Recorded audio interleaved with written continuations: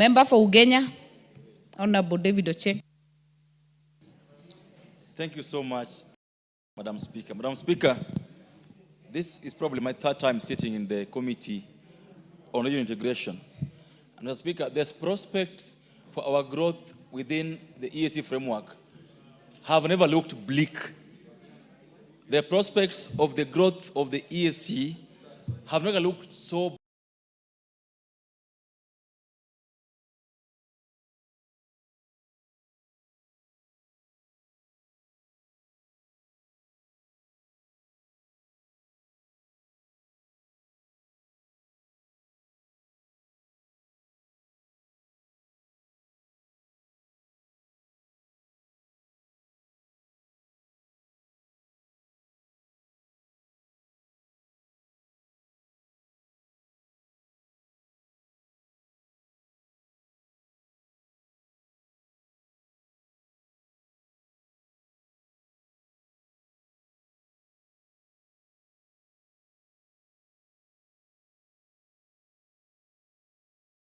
bad. In my earlier life, Madam Speaker, before I came to Parliament, very proper regional organization, Madam Speaker. But now here in East Africa, we want the EAC to organization, Madam Speaker. But now here in East Africa, we want the EAC to grow, but the individual countries don't want to cede a level of sovereignty. They don't want to cede powers that would see the region grow. Madam Speaker, to a level where today, as has been said, Secretariat has no money. Salaries don't get paid on time. Basic projects can't be run.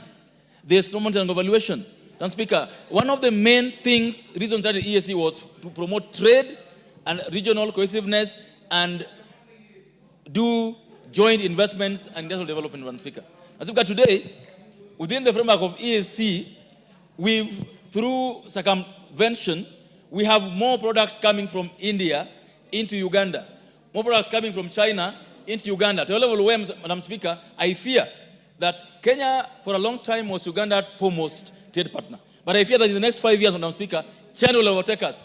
China will overtake Kenya with these trades to Uganda. What reason? Because we are not insisting on implementing the ethos.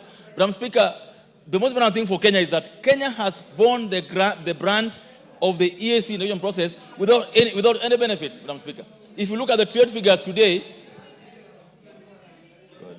Madam Speaker, you realize that Uganda is growing, Tanzania is growing, but Kenya keeps going down in terms of our trade, our trade balance with Uganda and Tanzania keeps going down.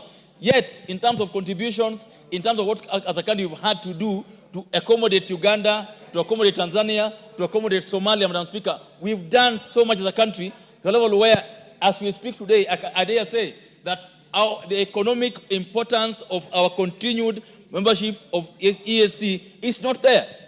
The things we gain now, we could gain without being in the EAC, Madam Speaker. And that's why we must call upon the leadership of all the countries constituting EAC to relook, refocus.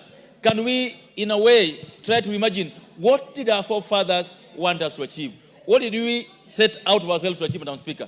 There are areas where we've made good progress, Madam Speaker. Areas of education, areas of mutual recognition, areas of free movement of person using, IDs and all this. We've made very good progress there, Madam Speaker.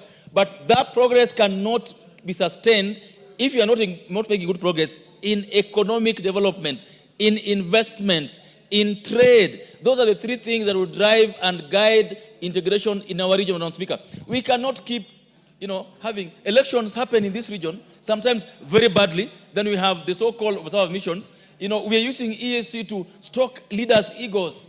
We know this leader is not doing very well, but they cannot be told in certain terms that this is wrong. We keep on, stroking egos. Today we're stroking egos for the president of Uganda, tomorrow, the president of Somali. It's become like a feel-good thing that, we are now bigger. Somalia has joined, DRC has joined, Djibouti wants to join, Ethiopia wants to join. It's a jamboree that is not giving us anyone. Madam Speaker, I would say more, but if we continue going how we are going, like recently, when Tanzania was facing elections, Tanzania one day woke up and said, we will not accept these products from Kenya, under our legal regime.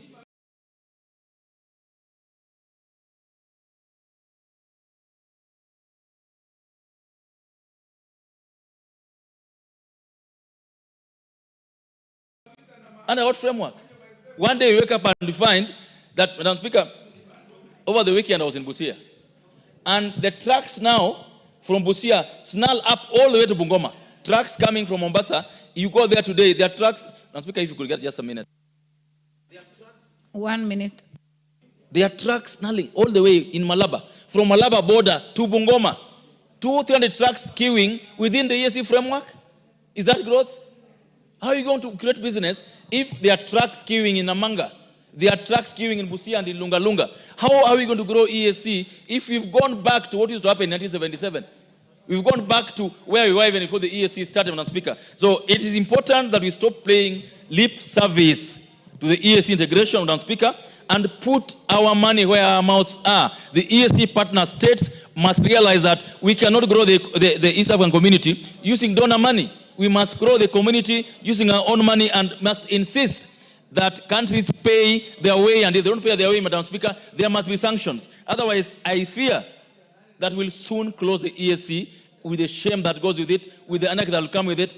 Let our leaders wake up. Let President William Ruto wake up. Let President Museveni wake up. Let Honorable Museveni and Suluhu wake up. Let all those who guarantee the existence of the EAC wake up. We need the young people to fill the EAC. We must ensure that we invest in it. Let's not let it die in our hands. Thank you, Madam Speaker, and I support. Member for Limuru, Honorable Kirago. Thank you, Madam Speaker, for giving me a chance. I would like to urge the East African community countries that this is a community that has a lot of people, has a lot of potential.